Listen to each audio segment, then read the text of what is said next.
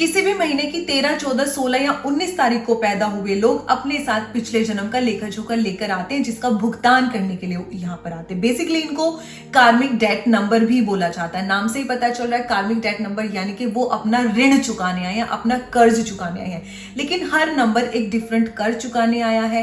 कैसे चीजें वर्क होती हैं, क्या कर्जा आप देने आए हो, क्या पर्पस लेकर आप इस दुनिया में आए हो, आज हम इसके बारे में ही बात करेंगे। लेकिन उससे पहले आप चैनल को सब्सक्राइब कर लीजिए। देखिए, जो कार्मिक डेट्स नंबर होते हैं उससे आपको ये तो क्लियर होगा कि ये हमारे कर्मों का लेखा जोखा है। वैसे तो हम सब लोग अपने कर्मों का भुगतान करने यहाँ पर आए हैं, लेकिन ये जो डेट्स हैं 13, 14, 16 और 19, ये एक सिग्निफिकेंट रोल प्ले करती हैं, यानी कि एक अलग ही मीनिंग होल्ड करती हैं। इन लोगों की लाइफ बाकी आम लोगों की लाइफ से थोड़ी सी चैलेंजिंग होती है। यूं कहिए कि ये कोई पर्पस लेकर आए हैं और इनको वो पर्पस इस जिंदगी में पूरा करना ही होता है। देखो, आप ये तो यकीन मानते हो, हमारी गीता में भी ये लिखा है कि कर्म किए जा फल की चिंता मत कर, यानी कि आपको अपने कर्म करने, उनके रिजल्ट्स की टेंशन आपको नहीं लेनी है, क्योंकि जैसे आप कर्म करोगे वैसा ही आपको रिजल्ट मिलेगा। What goes around come around, जैसे आपने बोया है वैसा ही आप काटोगे। तो सेम चीज है कि कुछ चीजें जो है हमारी डेस्टिनी में होती है और कुछ चीजें हम अपने कर्मों से बदलते हैं। ये बात हमारे वेदों में भी लिखी है कि हम अपने कामों से, कर्मों से अपनी डेस्टिनी को बदल सकते हैं। सेम लाइक कार्मिक डेट नंबर जो है, वो लोग इस दुनिया में एक लेसन लेने के लिए आए हैं। उनको एक सबक मिलना है, उनको अपना पिछले जन्म का कर्जा चुकाना है। जो उन्होंने पिछले जन्म में चीजें गलत की हैं उनका भुगतान करने के लिए वो यहाँ आए हैं। लेकिन उससे पहले मैं आपको ये बताना चाहूंगी कि जो कार्मिक डेट्स नंबर है या जो कर्म है हमारे, कैसे चलते हैं, ये फंक्शनिंग कैसे करते हैं। अब एक होता है संचित क्रम, एक होता है क्रियामाण कर्म और एक होता है प्रारंभ कर्म।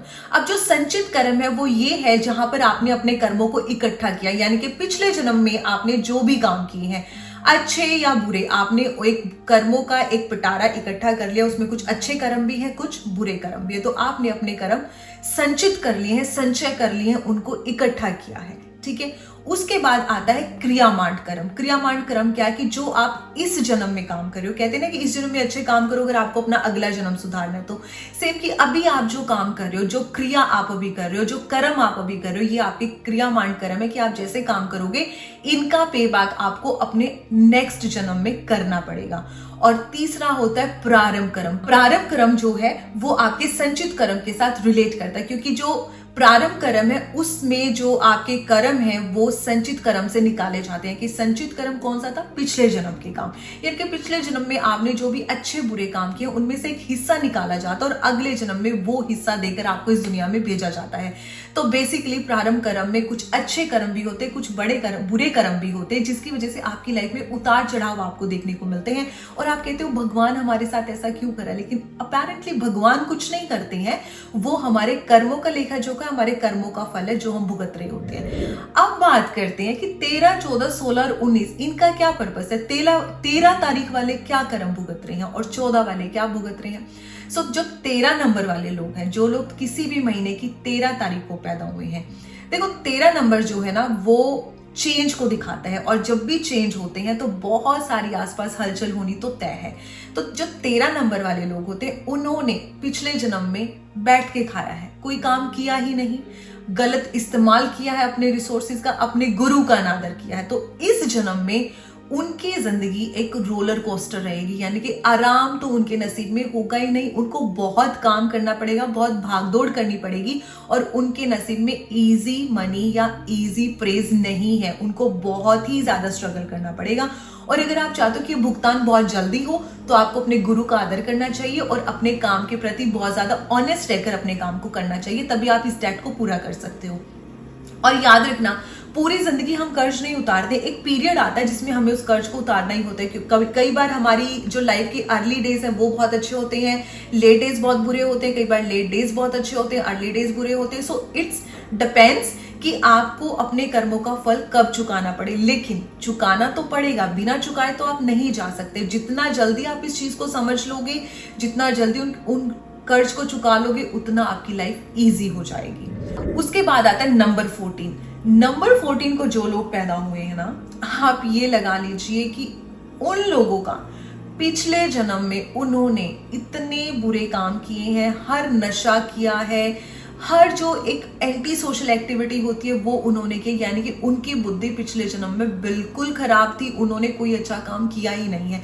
तो इस जन्म में जितना वो अच्छा काम करेंगे, स्पिरिचुअल रहेंगे, अपनी जिम्मेदारियों को निभाएंगे, अपने रिश्तों को निभाएंगे, भाई बहन, माँ बीवी, हस्बैंड, जितना आप रिश्तों को निभाएंगे, जिम्मेवारियां उठाएंगे, उतना जल्दी आपका ऋण चुकेगा। और आपको नशे से और ऐसी चीजों से दूर रहना है, तभी आप अपना ऋण चुका सकते हो।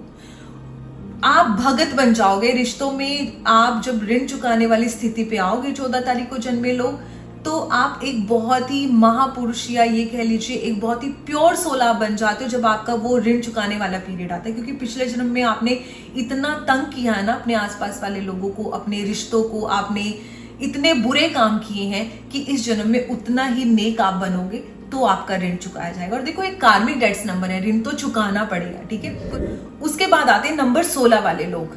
नंबर 16 यानी कि 16 तारीख को जो लोग पैदा हुए हैं, उनका तो आप ये लगा लीजिए कि उनकी सीधी सीधी दुश्मनी यूनिवर्स के साथ होती है। कोई इंसान उनका दुश्मन नहीं है, यूनिवर्स ही उनका दुश्मन है। ये लगा लो कि वो इस दुनिया में आए हैं, उनके साथ कुछ अच्छा हो ही नहीं सकता। उनके साथ हर चीज ही ऐसी होगी कि जैसे मैं आपको एग्जाम्पल देती हूँ, जो लोग 16 तारीख को पैदा हुए हैं उनका बुरा कोई इंसान नहीं कर सकता, यूनिवर्स ही उनका दुश्मन बन जाता है। कि जैसे फॉर एग्जाम्पल, आपको कहीं बहुत टाइम पे पहुंचना, आपकी नई नई जॉब लगी, आपको टाइम पे पहुंचना, आज आपका इंटरव्यू है या एनीथिंग, या आपको कहीं भी कुछ भी होना, और अचानक से आपकी रास्ते में गाड़ी खराब हो गई, टायर पंचर हो गया, आप टाइम पे वहां पहुंच ही नहीं पाए।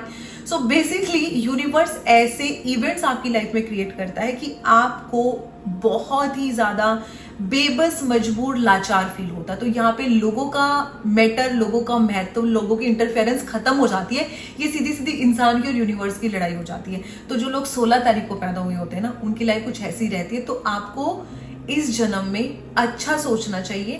और इसके अलावा आपकी लव लाइफ बहुत डिस्टर्ब रहेगी। जो लोग 16 तारीख को पैदा हुए ना, उनको प्यार में धोखा मिलना, अपने पार्टनर के साथ ना बनना, लव लाइफ में बहुत प्रॉब्लम रहेगी। क्योंकि पिछले जन्म में आपने किसी को धोखा दिया और वो धोखा इतना बड़ा था कि उनके दिल से आपके लिए बददुआएं निकली हैं, जिसका कर्ज आपको अब चुकाना है। तो 16 वालों की तो सीधी सीधी दुश्मनी फीमेल से भी और यूनिवर्स से भी। तो मतलब 16 वाले लोग बहुत ही, इस नंबर को बहुत ही डेंजरस नंबर माना जाता है। उसके बाद आते हैं 19 तारीख को पैदा हुए लोग। देखो 19 तारीख को जो लोग पैदा हुए हैं ना, उन लोगों के पास पिछले जन्म में बहुत पावर थी। वो लोग अपनी पिछली लाइफ में बहुत पावरफुल लोग थे और उन्होंने अपनी पावर का बहुत ही गलत इस्तेमाल किया है। ये लगा लीजिए नाजायज इस्तेमाल किया है। और इस जन्म में भी पावर आपको मिलेगी, लेकिन आपको वो पावर इसलिए दी जाती है कि इस जन्म में आप उस पावर का सही यूज करें। अगर इस जन्म में भी आप गलत यूज करेंगे तो आपका विनाश तय है। यानी कि इस जन्म में जब आपको पावर मिल रही है तो आपके जो कुलीग हैं, आपके साथ वाले लोग हैं, उनके साथ आपको बहुत ही अच्छा बर्ताव करना, बहुत ही कॉर्डियल रहना है। देखो तो इंदिरा गांधी जी भी 19 तारीख को पैदा हुई थी, उनकी डेट ऑफ बर्थ भी ये थी।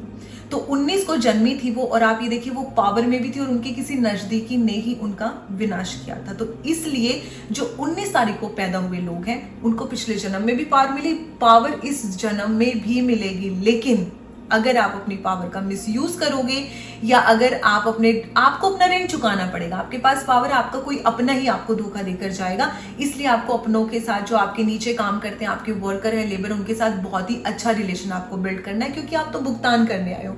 तो जब आप कंप्लेंट करते हो कि मेरे साथ ऐसे क्यों हो गया, भगवान ने ऐसे कर दिया, भगवान नहीं करते हैं। आपने जो कर्म किए हैं ना, उनका फल मिल रहा है। जो ये कर्मों का एक लेखा जोखा है, जिसको मैंने 3 भागों में विभाजित करके आपको बताया है।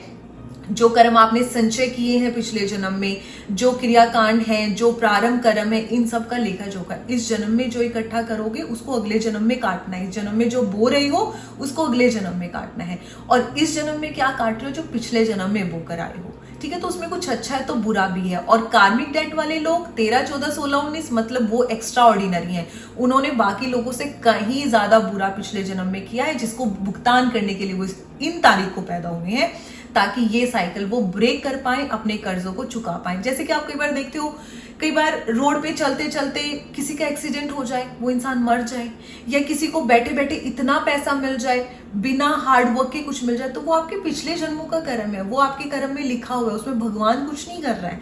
ठीक है, तो आपको ये चीज समझने की जरूरत है कि जो कार्मिक डेट वाले लोग हैं आप लोग जो सुन रहे हैं, जो लोग 13, 14, 16, 19 को पैदा हुए हैं, जितनी जल्दी अपना कर्ज चुका लोगे उतना आपके लिए बेटर है। और गाइस, जितने लोग इस वीडियो को देख रहे हैं, इस जन्म में अच्छी चीजों को संचय करो, अच्छी चीजों को इकट्ठा करो, क्योंकि अगले जन्म में इनका भी लेखा जोखा होना है और इनका भी आपको ऋण चुकाना है। आई होप इस वीडियो ने आपको काफी हेल्प किया होगा, आपको पता लगा होगा कि कार्मिक डेट्स नंबर क्या है और हर पर्टिकुलर नंबर किस चीज को दर्शाता है कि पिछले जन्म में आपने क्या गलत किया जिसको अब ठीक करने की जरूरत है। तो जल्दी से इस वीडियो को शेयर भी कर दीजिए और लाइक और फॉलो करना बिल्कुल भी मत भूलिएगा। Thank you very much.